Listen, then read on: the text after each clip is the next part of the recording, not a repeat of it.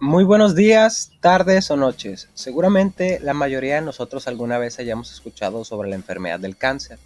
Tal vez incluso hayamos tenido algún familiar, amigo o conocido con esta enfermedad. Pero ¿realmente sabemos lo que es el cáncer? Mi nombre es César Axel de la Universidad Autónoma de Sinaloa y hoy conoceremos un poco más sobre el cáncer, específicamente sobre el cáncer de páncreas.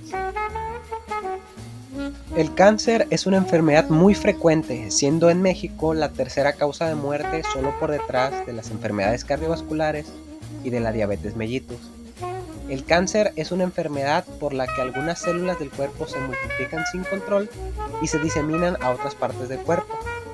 Es posible que el cáncer comience en cualquiera de las partes del cuerpo humano. En condiciones normales, las células humanas se forman y se multiplican mediante un proceso que se llama división celular para formar células nuevas a medida que el cuerpo las va necesitando. Cuando las células envejecen o se dañan, mueren y las células nuevas las reemplazan. A veces este proceso no sigue este orden y las células anormales o células dañadas se forman y se multiplican cuando no deberían de hacerlo. Estas células pueden formar tumores que son bultos de tejido. Los tumores se catalogan en dos, siendo los cancerosos llamados malignos o los no cancerosos llamados benignos. Los tumores cancerosos se diseminan o invaden los tejidos cercanos. También pueden viajar más lejos a otras partes del cuerpo y formar tumores en un proceso llamado metástasis. El cáncer es una enfermedad genética. Los cambios en los genes que controlan el funcionamiento de las células, en especial cómo se forman y multiplican, causan el cáncer. Los cambios genéticos que causan cáncer se producen por motivos como los siguientes: errores que ocurren cuando las células se multiplican, daños en el ADN por sustancias perjudiciales en el medio ambiente, como sustancias químicas en el humo del tabaco y los rayos ultravioleta del sol, o se pasan por herencia de padres a hijos. En general, el cuerpo humano elimina las células con daños en el ADN antes de que se vuelvan cancerosas, pero la capacidad del cuerpo disminuye a medida que las personas envejecen, por lo que el riesgo de cáncer aumenta con la edad. El cáncer de cada persona es una combinación única de cambios genéticos y a medida que el cáncer sigue creciendo ocurren otros cambios. Incluso dentro del mismo tumor es posible que las diversas células tengan cambios genéticos distintos.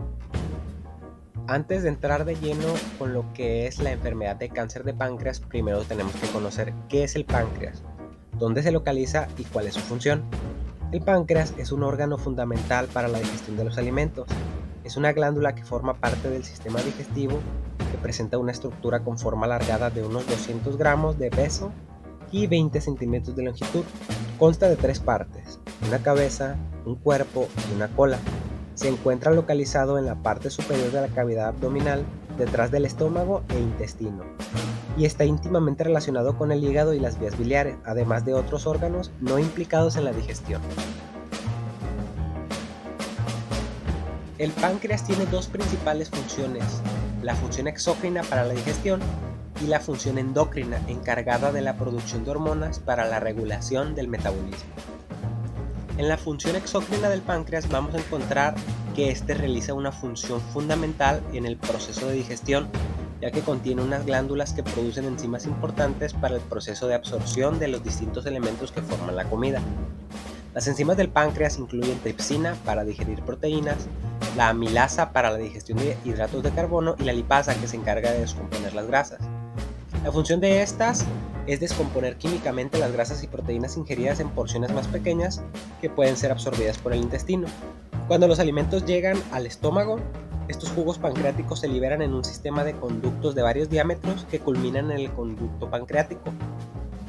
El conducto pancreático se une al conducto biliar común para formar la ampolla de Vater, que se encuentra en la primera porción del intestino delgado llamada duodeno. El conducto biliar común se origina en el hígado y transporta otro líquido digestivo importante llamado bilis. La vesícula biliar es el reservorio de la bilis, que sirve como un almacén cuando estamos en ayunas.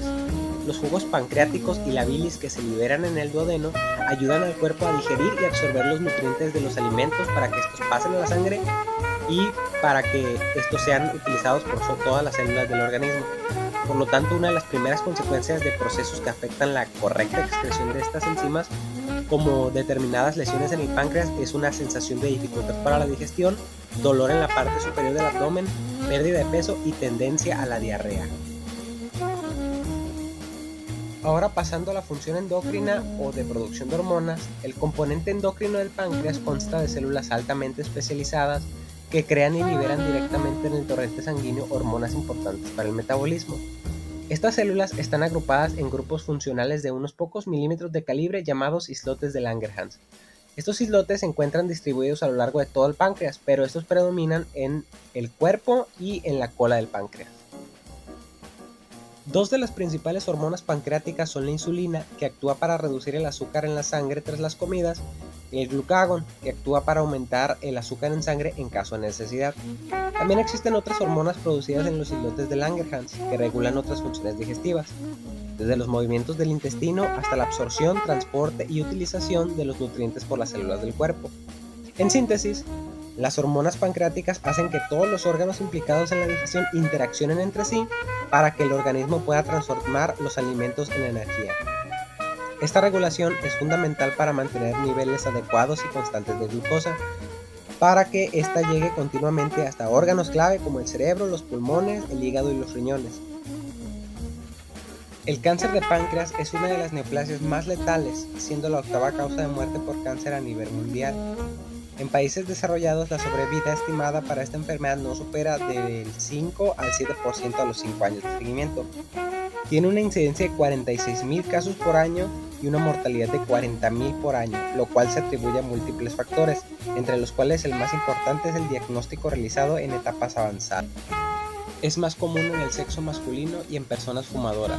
Dentro de la clasificación anatomopatológica de los tumores malignos del páncreas, entre el 85 y 90% corresponden a adenocarcinomas. El diagnóstico definitivo debe realizarse mediante la toma de una biopsia. Una vez confirmado el diagnóstico, la cirugía es el único tratamiento curativo para etapas tempranas, seguidas de tratamiento adyuvante.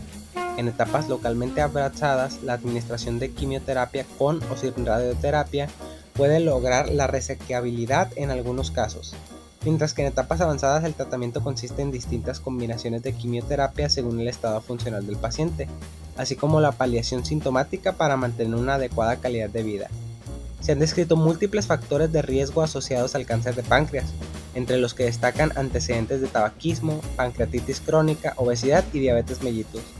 Alrededor del 10% de los casos se asocian a síndromes familiares como el síndrome de Lynch o Peutz-Jeghers, y la edad predominante en el momento del diagnóstico es entre la séptima y la octava década de la vida. El cuadro clínico está relacionado con la localización del tumor y la extensión de la enfermedad. En etapas tempranas esta puede cursar asintomáticamente, mientras que en etapas avanzadas se presenta con signos y síntomas inespecíficos, entre los que se describen náuseas o vómito, pérdida ponderal, dolor abdominal, dispepsia, fatiga, ictericia, prurito, dolor en hombros y espalda y cambios en el hábito intestinal. En los pacientes en los que se sospecha de un cáncer de páncreas, los estudios de imagen son muy importantes para el diagnóstico, estadificación y seguimiento. Los estudios de estadificación se basan en estudios de imagen como tomografía computarizada, resonancia magnética, ultrasonido y ultrasonido endoscópico. El ultrasonido es el primer estudio de imagen que se utiliza para evaluar a pacientes con ictericia obstructiva, ya que con él se logra identificar la dilatación de las vías biliares. Es un estudio no invasivo y útil para diferenciar lesiones quísticas de lesiones sólidas. La tomografía computarizada dinámica de páncreas de cortes finos es superior al ultrasonido porque permite una visualización completa de la glándula. No se altera por presencia de gas, permite la medición del tumor, así como la identificación de metástasis hepáticas o actividad ganglionar, y es útil para evaluar infiltración del eje portomesentérico como valoración de la resecabilidad. La tomografía computarizada y la resonancia magnética tienen prácticamente la misma sensibilidad, entre un 83 y 94%, y no existe evidencia de que juntas mejoren la estadificación. El ultrasonido endoscópico es un estudio más costoso y más invasivo, con el que se puede conocer el tamaño del tumor y su relación con estructuras vecinas. Además es útil en la toma de biopsia con una precisión del 95% de lesiones pancreáticas y detección de ganglios en un 88%. Estadificación. La estadificación o diagnóstico de extensión es fundamental para determinar la resecabilidad del tumor, ya que la cirugía es el único tratamiento con potencial curativo para el cáncer de páncreas. El sistema de estadificación más utilizado es el TNM, establecido por la American Joint Committee on Cancer. Este sistema clasifica el tumor en estadios 1 y 2, considerados enfermedad localizada resecable, estadio 3, enfermedad localmente avanzada no resecable y estadio 4, enfermedad metastásica no resecable. Tratamientos en estadios clínicos 1 y 2. Los estadios clínicos 1 y 2 por definición se consideran resecables, por lo que los tratamientos de primera intención deberán ser con fines curativos e incluyen la resección quirúrgica según la localización del tumor y la administración de quimioterapia adyuvante, al término de la cual el paciente deberá mantenerse en vigilancia estrecha por el riesgo de recurrencia de la enfermedad.